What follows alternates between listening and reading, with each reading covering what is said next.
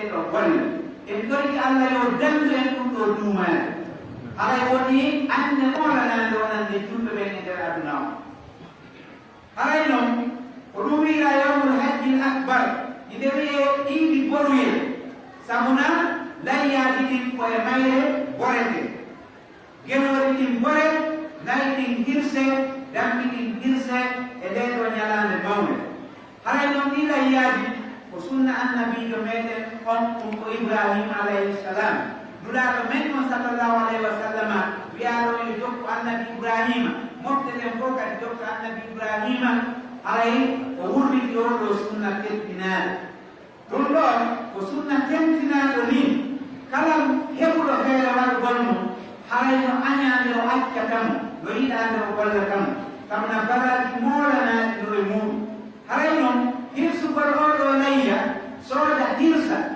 hibba ɗiƴanɗan ko ɗum ɗon ɓuri moƴƴude diɗandagol joggu muɗum on sakko kaalise o ko waɗi hirsugol ngol ko rufugol ɗiƴan e hoore ɗum ɗon kañum kadi no weltina Allah ko bollete e muɗum kon fof kañum kadi kala ko woni e layya on ko wattite ɗum ka siƴƴeeri moƴƴi yooti ñande alqiyama haray ɗum ɗo no holli wonde ɗe golle ɗo wonaa yoɓe weltide ƴimu wonaa yoɓe acce wonaa yoɓe derse haray kala neɗɗanke faalaaɗo wurnitude oɗo sunna ko yo wurnitu hirsugol ngol tigi tigi ko ɗum ɗon woni ko moƴƴi kon ɗi ittugol sadaka muɗum on tum haray noon oɗi layyanto ɓeymure nden fof o layyanoo mawɓe makko ɓen hayso ko feƴƴimɓe simo mari feere o layyanto mawɓe makko hayso ko feƴƴimɓe kono ɗon jumhuruɗonamayi on woni ko fottani haray ɗen anndi danngol ko ɓi-aaden gooto si wonaa hara ko kanko e ɓeymure nden mo waawi kanko jongalle on irtude danngol fii makko e ɓeymure makko nden wara ɗulaaɗo men o sallllahu alayhi wa sallama layyotno noon caakaaji ɗiɗi baali jen layɗuɗi tiiɗuɗi o wii ngeeɗo ko fii an ɗiɗi ɓeymure an nden o maaki ndiiɗo o fii mofte an nden kala ko suɓaaɓe feere o layi wa haa ñannde alqiyama haray noon no sunnina kadi kala waɗoowo layya ila ñannde goo donki wota o fembo wota o mekko wota o fennito wota o ɓornu leyɗi leylooki wota o ɓornu leyɗi geeci wota o itti huunde e ɓanndu makko ɗum haa ñannde o layyi o tuma o lanndi layyaade makko tuma o lanndi layyagol makko ngol o yaha o itta bunkaandal makko ɗon fof ɗum fof ko dewal Allah e ɗoftagol nulaaɗo sallllahu alayhi wa sallam haray ɗum ɗo ko jeyaɗum e wurnitugol sunna nelaaɗo sallllahu alayhi wa sallam haray noon gooto haanaa hirsude layya fanni ɗiiɗi ɗin juulaaka si yima noon ko hirsoowo o hirsa jama luttuɓen fof hirsa si tawi ma moom heɓaali feere hirsugol o heɓaali kadi ko hirsanamo si yiɗi ndin juulama hay dañiɗi hirsugol kala marɗo o yahay on sae o hirsa sabu na nuraaɗo Allah sallallahu alayhi wa sallam no men mo juulinde julde amen ɗo nde julde men ɗo o juuliɓe ɗum ko iidi on o hirsiide hirse meɗen ɗo ɗum ko layya haray o hawri e dewal ɗaɓɓangal ngal kamma ɗum o hirsi ko arti juulugol haray ɗo anndi o naalaye o hirsi o sadaka haray naalaye o hirsi haray noon wonko lanndugol hirsugol ngol ko lanndugol ñalaande tasriq ɗe ayyamul tasriqi ko ñalaande mina ɗen tati ɗum ko janngo ñannde sappo e gol donki e faɓɓi janngo ñannde sappo e ɗiɗi donki e faɓɓiti janngo ñannde sappo e tati donki ko nden ñannde ka alan sara ma ka mutugol naange ka futuro ko nden ñannde waktu hirsugol layya o woni ko lanndata kono ɗo wiya ayyamu tasriq ñalaaɗi saakingol teerugol haray mina ɗin duuɓi arani fof haray tebbeeri layyaaji e hadiyeeji e sadakaaji e cottaaji wonande bonnuɗo goɗɗum e haminande makko nde haray ɗum ɗon no hirseede tebbeeri no saaline fotko muɗum wurnitugol sunnaaji annabaaɓe ɓen e mina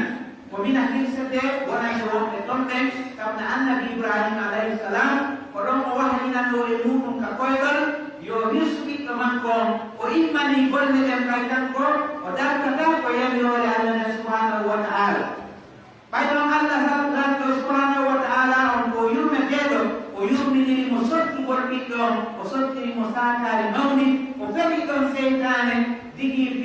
seytane hay falama mo soron sinde e fi sinu ko yandirore Allah ne si goɗɗo woni ha woni naye o heɓi duuɓi capanɗe e goɗɗum o ɗottama ɓiɗɗo ha o heɓali Allah hokkimo on ɗon ɓiɗɗo Allah wi yo hirsumo o immanike hay Allah no andi kala ko oɗo yandira o waɗen ko waɗi Allah indi mo wa ibrahima alladi waffa ibrahima o ala hay hunde ko hacci o waɗade ko yandira kon kanko ala wi wa ala nabiyina afdalu salati wa taslim arayno ayuha nnas لقد نزلت على نبي الله صلى الله عليه وسلم عام حجة الوداع وهو واقف بعرفة اليوم أكملت لكم دينكم وأتممت عليكم نعمتي ورضيت لكم الإسلام دينا وقد خطب النبي صلى الله عليه وسلم أمام جمهور خبير من أصحابه ما يزيد على 100,000 نبي ما يزيد على 100,000 صحابي وقد خطب أمامه وقال أيها الناس إن دماءكم وأموالكم حرام عليكم كحرمة يومكم هذا في شهركم هذا في بلدكم هذا ألا كل شيء من أمر الجاهلية تحت قدمي هاتين موضوع ودماء الجاهلية موضوع وأول دم أدعوه دم ابن ربيعة بن الحارث كان مسترجعا في بني سعد فقتلته زيد وأول ربا أدعوه ربا العباس وذكر حقوق النساء فقال فيهن فاتقوا الله في النساء فإنكم أخذتموهن بأمر الله واستهللتم فروجهن بكلمة الله ولكم عليهن ألا يؤتين فرصكم أحدا تكرهونه فإن فعلن ذلك فاضربوهن ضربا غير مبرر ولهن عليكم رزقهن وكسوتهن بالمعروف هاي وإليه ñalande Arafa ñande jeenay donki ɗum ko an handi nulaaɗo men on sallllahu alayhi wa sallam hitande hajji wayna gongol ɓe nganndi nulaaɗo men on sallllahu alayhi wa sallam ɓe wonno Madina duuɓi jeene ɓe hajjaali iɓe tutuɓe l'islam iɓe saatituɓe sariyaji l'islam iɓe hollude rewinɓe Allah ɗe iɓe wadde jihaadi fi sabilillah ka hitande jeenaɓere nulaaɗo men on sallllahu alayhi wa sallama humpiti jama julɓe ɓen fof wonde nden hitande ɓe seenoto haji e nden hitande jama buy iwi e leyɗe aduna on fof iwoɓe Yaman iwoɓe Misra iwoɓe Iran iwoɓe dokkiyel ɗin fof no faala arde Madina tawa nulaaɗo ɓe hajjida e nulaaɗo on sallllahu alayhi wa sallam Madina heewi yimɓe kodeeli sahaba ko ɓuri guruje temedere sahaba fokkitide nulaaɗo Madina ɓe fokkiti seenagol hajju wiyeteeɗon hajjatul wada tawi ko wonno lottiiɗo ko wiyeten kon hannde journaliste on wonɗo mon ko nulaaɗo tawa waɗata hay huunde nulaaɗo on waɗta hay huunde si wona o abri o maani tike o eggi no nulaaɗo Allah sallallahu alaihi wasallam waɗiri noon fof digi fiyo ɗum ɗon wono windande moolanade hoy moɓɓe ɗen fof yoɓe hajji no nulaaɗo Allah sallallahu alaihi wasallam hajjirta noon honko won noon ko Jaabir ibn Abdullah radiyallahu anhu on ɗon seedaali e nulaaɗo haa hajji landi kaɓe fokkitino Madina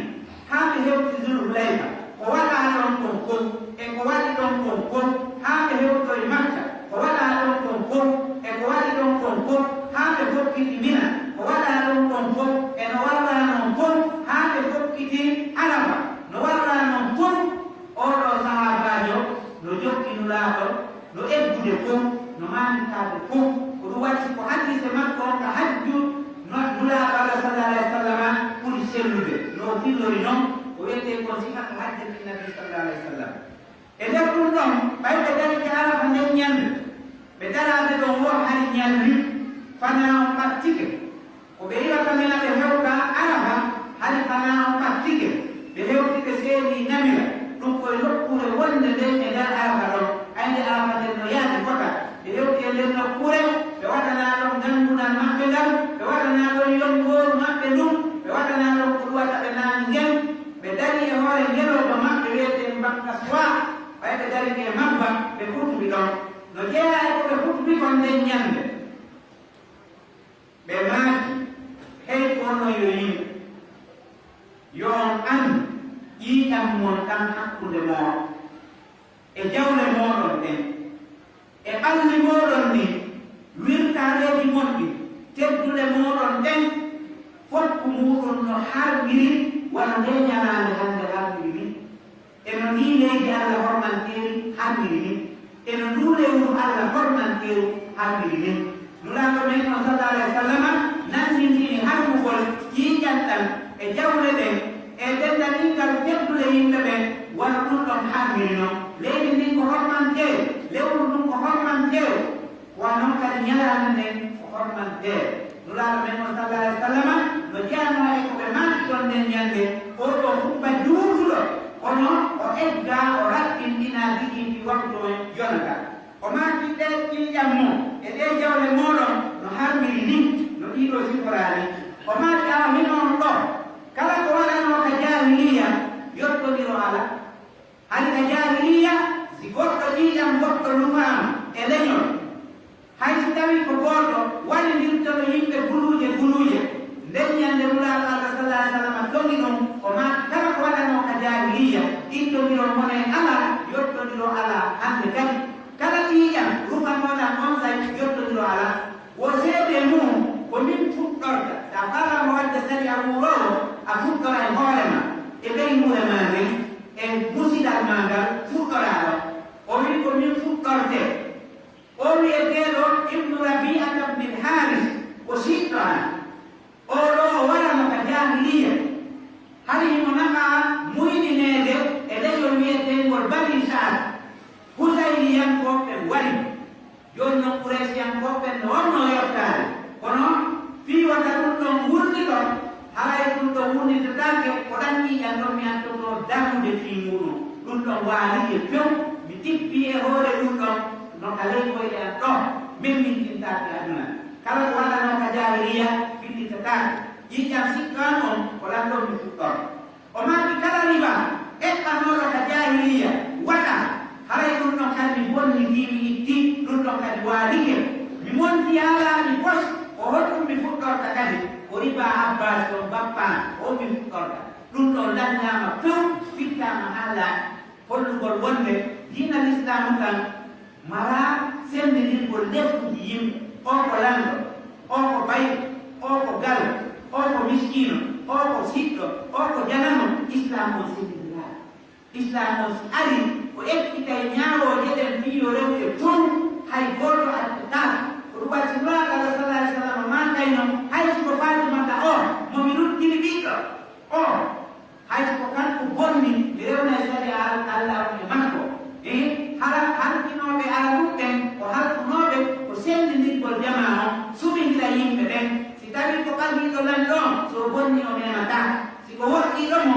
fali alawa e makko si tawi woni ko ɓattiɗo tedduɗo o ma mawɗo gorol o mawɗo musdal o ma chef quartier o si oɗo no ɓatti oɗo so bonni o nagama ka biddaɗo memata islam o ñaami kala bonnuɗo ko ɓeeɗo rewne e saria o ɗum ɗon haray ko ɗum Allah subhanahu wa taala jaɓi nuraɗo men on sallallahu alaihi wa sallam fuɗɗori sikka makko o fuɗɗori kadi sikka makko hollugol henɗum wonde sari a Allah on ko sineteɗo fi Allah wona sineteɗo fi aduna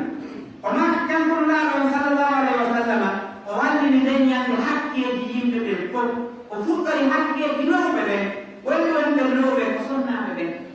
sonnaɓe ɓen ko miskinɓe sonnaɓe ɓen ko wawa sonnaɓe ɓen ko laama sonnaɓe ɓen no doole sonnaɓe ɓen no tampinere nuraɗo Allah fuɗɗori ɓen o maki hey kono hule Allah e ɓe sonnaɓe yon andu ko yamirore Allah ƴettirɗon ko yamirore Allah dagintinɗon ko woni e maɓɓe kon ko konngol Allah waɗirɗon ɗum hay no woodani on e maɓɓe hakke wota gooto tippu daɗɗudi mon si wona hara komo yamriɗon yo hewtu ɗon amma kamɓe on no harmani ɓe nde ɓe tippinta daɗɗudi moɗon kala neɗɗanto mo ani ɗon ko tawata ko natataka moɗo haray ɗum ko golli ko yoɓe reeno ɗum ko hakke woɓɓe ɓe yo sonnaɓe ɓe reena haray si ɓe waɗi ɗum noon ɓe fawlike ɓen golle haray ɓe haani neheede piggal needi hara ko piggal ngal barmin ka onon kadi no waɗɗi on ñammingol e holtingol on haray ɓe muude ɗum no woodi ɗo woɓɓe addeɓe ɗo ɓeygu muɗum hitaani duuɓi ɗiɗi duuɓi tati jonnataade banse yotta arata totta hakkeeji maɓɓe ɗin jokka hay hunde no jokki haaji muɗum kadi maɗum no waɗande yimɓe yaasi no hakkille ɓuure muɗum nde ɗum ɗo fof koko woodi saria allah subhanahu wa taala nuraɗo men on tahki ɗon e nder humba on o manki hay konno yo yimɓe rewe allah jeyɗon on juule salawatul hamsi gol moɗon on hoore lewu allah hawta lewu allah ɗum ɗum ko suumaye totte jakka jawre moɗon ɗen hara wonkiji moɗon ɗin no laaɓi ɗum ko jakka falilla o hajjon suudu allah hormanteru ndum ɗum ko makka ɗottoɗon lamɓe moɗon ɓen siɓe yamini on ko moƴƴi siɓe yamini on noon ko bonni haray daga tan ko ɗoftagol nuraɗo men on ko maaki innama taatu fil maruf ɗoftagolngol ko e ko moƴƴi kon kala lamɗo yaminɗo ko moƴƴi kon fof no faroniɓe ɗum ɗon amma so inni juulata ma o inni horata ma o inni hajjata ma o inni jakka ittata ma o inni sadakaji moƴƴi waɗatake ma o wi enɗan jokkatake ma o wi kala ko tata no lurɗi allah no lurɗi saria makko no lurɗi deftere allah nden e sunna lelaɗo makko haray jagata ko ɗon tagol wi hen ɗum taga ko ɗoftatake har ko hoore yeddugol tagɗo nuraɗo men o sallallah alih w sallam maaki so waɗi ɗiɗo ɗum on naate aljanna joomi moɗon yo annduno allah lamɗoyto on fii an ñande darmu min kadi komi landeteɗo fiimo mo ɓe ko landeteɗo fi oya haray noon min on mi landete onon kadi on landete fii an so landama ko henɗum yo ton ɓeyni men inna a yottini ko ɗulaɗa ko ma suɗɗani a totti hoolare nde allah halfinma nde a jampata ko ɗum men wiwoyta allah subhanahu wa taala ñande dalla nuraɗo allah sallllahu alayhi wa sallama towni sookero maɓɓe ngo ɓe ɓanti wondu maɓɓe no ɓe manki awa allah a woni seede wonde mi yottini ko ɗuɗɗani kon mi totti hoolare nde halfinɗani nde mi laaɓani mofte ɗen mi waɗi jihaadi fima haray allah wono seede nuraɗo allah sallah alayhi wa sallama no ɓanta so honno maɓɓe ɗum ka kammu laaɓi tati ɓe maaka allah woni seede on say sahabaɓe ɓen fof ka ayne arafa ɗon ɓe fof ɓe habbiri ɓe inni allahu akbar allahu akbar allahu akbar la ilaha illallah allahu akbar allahu akbar walillahi alhamd on say o sahabajo maakiteɗo jariru min bajani radiallahu anhu nuraɗo allah sallah alih sallam ɓaytoɗo hisoji ɗin towi o yeeti on yo yetto yimɓe ɓen yoɓe deƴƴi ɗumno deƴƴa fi hen ɗum tawi mo hollitine ɓe goɗɗum kadi ɓuri ɗum o maaki hey ko on la tarjiu badi kuffaran yadribu badukum riqaba badi o maaki hey ko on woɗa on rutto ɓaawo an wonɗon heeɓe ɓe haa woɓɓe monɗo wara woɓɓe waydirongo woɗa on waɗi woɗa on barmidir woɗa on rufidir ƴiiƴam e façon ɗiɗin fof o mankade ɓe ɗum ɗon hakke ko ɗum ɗum yimmi hakke ko war gongol ɓurɗini yen anndu malal e ɓurdu e teddungal e ɓandal alana en si wona gollingol diina allah tan subhanahu wa taala siɗen faala malal ɗen faala ɓurdu ɗen faala teddungal aduna e lahira en gollira e diina allah tan ko nden ñande allah jippini arafa ɗon aya ha qur'ana o daali alyawma akmaltu lakum dinakum wa atmamtu alaykum ni'mati wa raditu lakum lislama dina hay nuraɗo ka hoole ngeloba maɓɓe ngeloba mban nguuɗa yaltika hunduko mabba mba jikki mba teddi tawi nuraɗo on teddi e hoore mabba sabu teddugol wahi o sabu no wahi on sino jippaɗen nuraɗo lakketen oɗo wele yalta e maɓɓe hakke sattende teddugol wahi o teddi e nuraɗo tun teddi e ngelon mba mba jikki ka leydi mba yaltini guuɗa ɗum holli dina kan timmino yo duñan aya fi sari a wo jippitaki ɓaawo ɗum ɗon ko aya jippitoyi Allah daali wattaqu yawman turja'una fihi ila Allah nulaaɗo men on sallallahu alaihi wasallam o wuri taali ɓaawo ɗum si wona balɗe tati amma hella ko yowndiri kon e diina ko yowndiri kon e sariyaji o aya ko arata ɗo jippi mo gonɗe aya madaniyankejo fi kala ko makka o jippi ara nulaaɗo maaki ye woɗɗi to ɗenɗanigal golleji boni e nunɗagol diina hara enen kadi wakkila ɗen yankinanaɗen sariya allah tertoɗen ɗi bid'aaji tertoɗen ɗen penal tertoɗen gambira yaagal tertoɗen ko wiyete ko wagan kar tertoɗen jampakol yimɓe tertoɗen jikkuji boni aqulu qawli hada wastaghfirullah al-azim al-jalil li wa lakum wa li sa'iril muslimin fastaghfiruhu innahu huwal ghafurur rahim.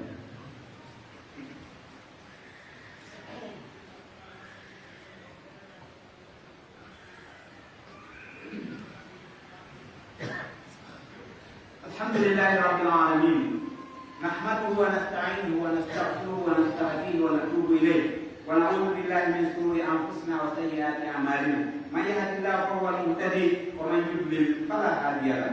الله اكبر الله اكبر الله اكبر الله اكبر الله اكبر الله اكبر الله اكبر الله اكبر لا اله الا الله الله اكبر الله اكبر ولله الحمد. ايها المسلمون اعلموا ان رسول الله صلى الله عليه وسلم رجع الى المدينه بعد حجه الوداع ومرض بعد شهرين لمده 15 يوما وعاده جمع من اصحابه يرأسهم عبد الله بن مسعود فقال اوصيكم بتقوى الله فقد دار لكم ولي تلك الدار الاخره نجعلها للذين لا يريدون علوا في الارض ولا فسادا والعاقبه للمتقين. nulaaɗo men mo sallallahu alayhi wa sallam ɓeɓe tawni hajju waynol gongol eɓe hollita yimɓe ɓe ƴette e juuɗe an ndewe hajju moɗon nde no gasate waynodiri ɗo e yiitidata haa ka dalgal tawi nulaaɗon allah andinimo wonde o yiititata ko nden ayde ɗon aduna so hooti nden hitande o feƴƴinoo o hooti madina o wonti ɗon ɗe lebbi ɗiɗi o nawni o fooyere wiyete ko mbalu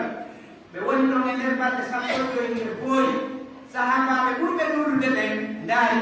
tawi ko ɓuri weeɓitaade e daareɓe ɓen ko abdoullahi ibn mas'ud radiallahu anhu o maaki kanko nulaaɗo allah sallah alih sallam mi wasiike on hulgol allah mi wasiike on hulgol allah hay allah daalamiinan daalanii on o daalanii en fof wo haa ɗesaare laahira ko hulooɓe allah ɓen men waɗantande ko hemɓe woni ɓen koɓe faalaaka downitaade ka hoore leydi inna ko winni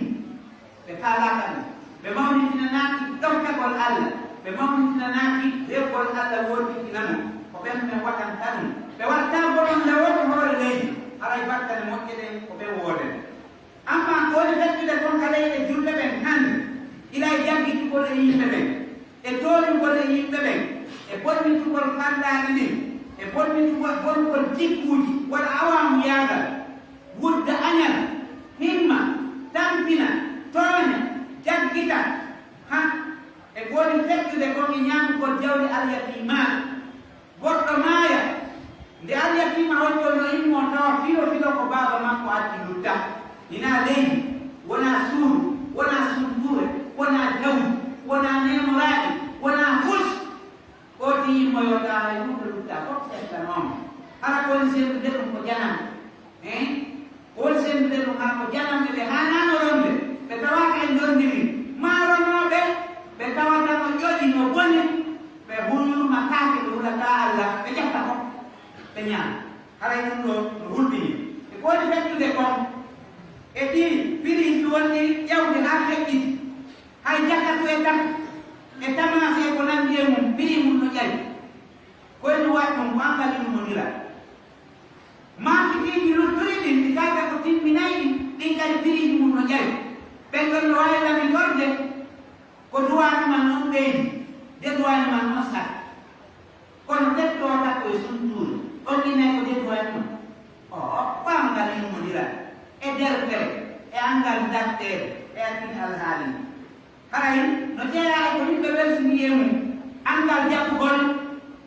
sari aadi wallinaaɗi ɗi ka reenagol heɓtaka lekkeel waɗugol babɓeɗi ɗi kañum e marka gol ngol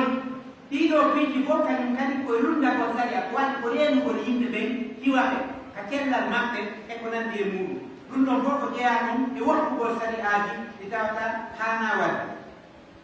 si tawi no lamɓe julɓe ɓen e fewjoɓe julɓe ɓen e mawɓe julɓe ɓen e anduɓe julɓe ɓen e mawɓe julɓe ɓen ɓeɗo fof teddinno sariyaji allah ɗi ɓe ñaawiri deftere allah nden e sunnanelaɗo makko on e tinnareji salafu sale si ɓe waɗuno ɗum ɓe wonayno yeesoɓe hohoɓe ka aduna ɗo ɓe maaya kadi ɓe male haray noon l'islam on no haɓirede e yimɓe asdirtiniɓe e makko kono haala limani maɓɓe on sella haray mulaɗo on nan sallah alih sallam ɓe makuno haray no tijja ɓadike nde jama on fof hawtata juuɗe e moɗon wano yimɓe ɓen ñaamoɓe hawtata e kooliwal mo ɓeɗo windira feere no suti on ɓen yennula nden ñande haray ko fangugol amen woni sabu ɗum o maaki o haray ɗon ɗuri moƴa kono haray ɗon wayi wa ñooge yoytiiɗo e hoore waani onon haray wawɗon woodede mon e anndal moɗon fof ko gootum yeeso ayɓe allah ɓen subhanahu wa taala allah on subhanahu wa taala o ittay mirin moɗon on e teddungal moɗon ngal e juuɗe ayɓe moɗon ɓen si tawi woni noon keefeero no ɗo imo anndi julɓe ɓen no tongana ƴalgol beere o yimɓe yah on huɗay on imo anndi julɓe ɓen no harla juulde o juulata on huɗay on yani mo anndi o teddina dina lagan o teddina sari aji makko ɗi haray noon ye wakkilo reeno ɗen ko karamokoɓe allah subhanahu wa taala e annabaɓe makko ɓen e deftere makko ɗen e sunanelaɗo makko on o wasiyede ko ɓe wakkilo huutore haray sen huutorani haray no fotawa ɓen ala janngude ma en ala ndaalu yimɓe ko no woodi sikkuɓe wonde dewe l'islam nden so yoti juuli o hoori o hajji o gayni e diina hatta so yalti o jampu hatta so yalti o fena hatta so yalti weema ni mo wujjira karangol ma o wujjira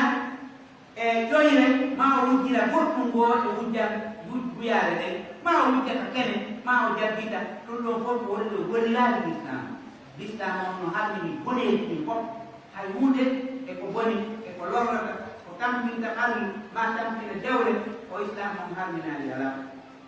ربنا وفقنا لما تحب وترضى ربنا اعنا على ذكرك وشكرك وحسن عبادتك ربنا يسر لنا امورنا كلها واجعلنا من فتنه الدنيا وعذاب الاخره اللهم امنا في اوطاننا اللهم امنا في اوطاننا اللهم امنا في اوطاننا اللهم اصلح ولاة امورنا اللهم اصلح شعبنا اللهم اصلح رجالنا واصلح نساءنا واصلح شبابنا وشباب المسلمين واصلح اهالينا اللهم هب لنا من ازواجنا وذرياتنا قرة اعين واجعلنا للمتقين اماما اللهم وفقنا لما تحب وترضى واعنا على ذكرك وشكرك وحسن عبادتك ربنا اتنا في الدنيا حسنه وفي الاخره حسنه وقنا عذاب النار ربنا وفقنا لما تحب وترضى ربنا يسر لنا امورنا كلها واجعلنا من خزي الدنيا وعذاب الاخره اللهم جنب بلادنا وبلاد المسلمين من الجوع والخوف وسائر الويلات والمصائب اللهم وفقنا لما تحب وترضى ويسر لنا امورنا كلها واجعلنا متوافقين واجعلنا متوافقين واجعلنا متآلفين واجعلنا متحابين فيك اللهم اجمعنا مع جميع المسلمين في جناتك جنات الفردوس الاعلى والنبيين والصديقين والشهداء والصالحين